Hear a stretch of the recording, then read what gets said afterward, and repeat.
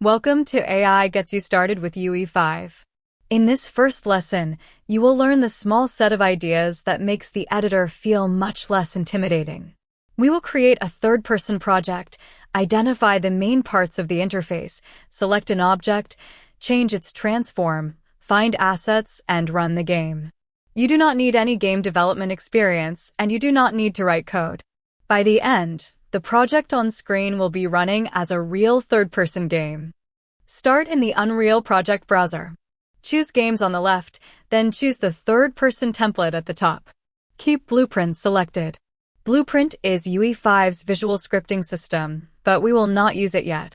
Choose a project location, enter a short project name, and select Create.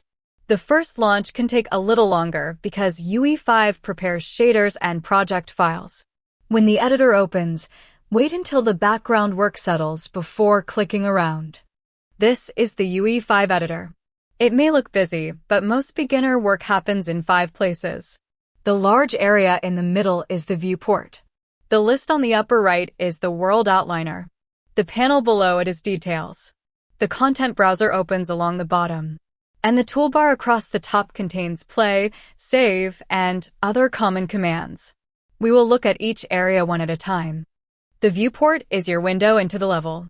Hold the right mouse button and move the mouse to look around. While holding the right mouse button, use W, A, S, and D to fly through the scene, just like a first-person game. Use the mouse wheel to adjust movement speed or move closer to an object. If you ever feel lost, select an object and press F to focus the camera on it. The world outliner lists every actor in the current level. An actor is any object placed in the game world: a light, a camera, a mesh, a player start, or an interactive object. Click an item in the outliner and UE5 selects the matching object in the viewport. Use the search box when a level contains many actors. After you select an actor, the Details panel shows everything you can edit about it. The most important section for now is Transform. Location controls position. Rotation controls direction. Scale controls size. Each property has X, Y, and Z values for the 3 axes. You can type exact numbers here whenever precise placement matters.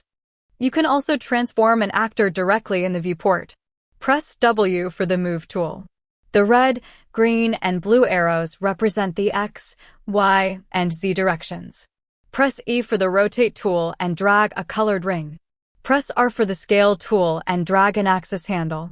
Move things slowly at first. If the result is wrong, press Ctrl Z to undo. These 3 shortcuts are among the most useful controls in the entire editor. The content browser is the project's asset library. It contains levels, meshes, materials, textures, animations, sounds, and blueprints. Open the third-person folder to see the assets included by the template. You can drag many assets from the browser directly into the viewport. Remember the difference. An asset is a reusable file in the project, while an actor is an instance placed inside a level. Now select the Play button in the top toolbar. UE5 enters play in editor mode, usually called PIE. Use W, A, S, and D to move the character, move the mouse to turn, and press space to jump.